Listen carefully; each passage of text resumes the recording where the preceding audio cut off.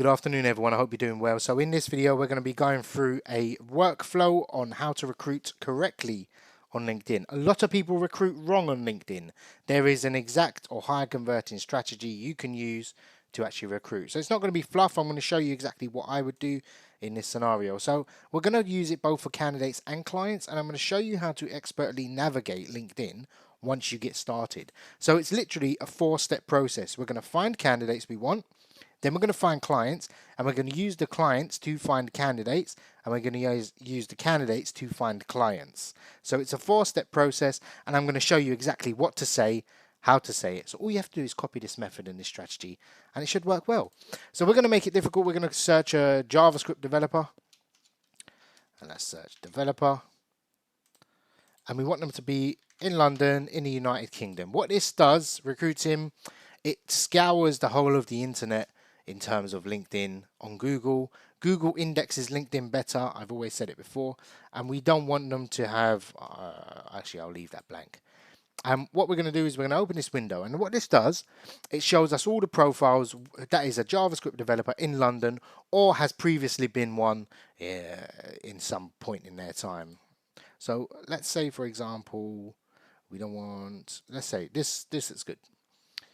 For example, we found this gentleman, yeah, and hopefully he's not a freelancer or anything like that. He's a contract worker. So all I'm going to do is I'm going to connect with him.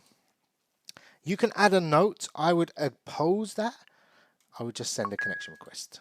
And what I would do, we'll wait for him to connect. Go through all of these and connect with them. The ones that look obviously placeable, you can work with. That's the first step. That's what you're going to do. I'm going to show you what to send after they accept your connection request. Now, all I'm going to do now is I'm going to use him.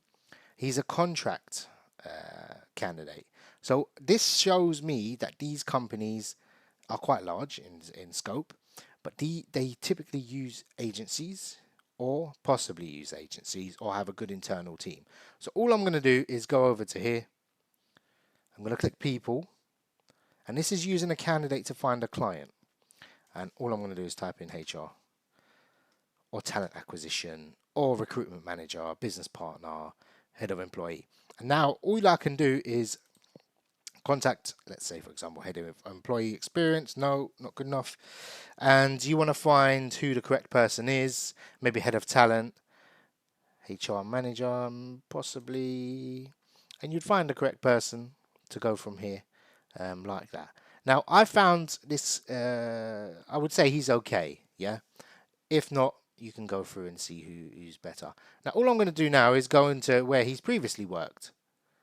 And I want to click people. And don't forget, we're looking for JavaScript developers. So let's see if any of these work in this company. So without going back and doing another search and going through there, we've potentially found more candidates in our criteria. So if you find it difficult to find candidates, a lot of these might not even be indexed on the search. And even on LinkedIn Premium or Recruiters, a lot of these won't show up. So we can see, look, he's a full stack dev and he's a potential candidate. So I'm going to connect with him. And likewise, I can go into his company now. And this will get you market knowledge and seeing, okay, this company's quite good. They employ a lot of people. Again, I'm going into here and I'm typing HR again. This company is much smaller, but they have a team development director. Let's check out experience. Yes, HR director. So again, point of contact we found again. And if this is a contractor or this candidate is a contractor, possibly it works fantastically. So you can go over, is this even a company? Again, in your local market, because candidates will work wherever the clients are. So for example, we're gonna, let's say we've connected with a bunch of people, we've done 20 today, yeah? You should always be doing this. If you've had a conversation, if you're looking at a profile, you should be going over to the employer, whoever it is, clicking and saying, where has he worked? Who has he worked for? Who can I contact there? Yeah, that's what you're going to do. So now, for example, you've connected with 20 people. What do you do now? What do you send? Typically, what most people do is they go over to their messages and they send a blanket, hi, thanks for connecting, welcome, to my network. Oh, if you're looking for a position, I've got one for you. That's a very weak response and it won't solicit an answer. Yeah, what will pique their curiosity is a voice note. So if you go onto your mobile phone, I'll do that right now, and we'll send a voice note now to somebody. Let's have a look.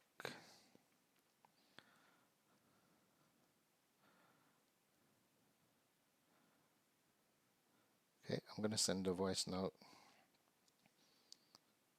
Hello, mate. Hope you're well. Now, we've sent a voice note.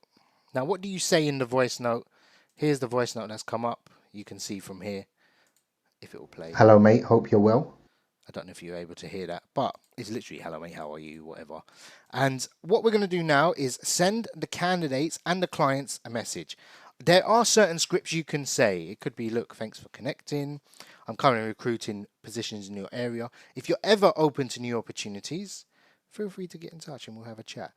But in terms of what you're looking at for contacting candidates, it needs to be by voice note. It cannot be a message.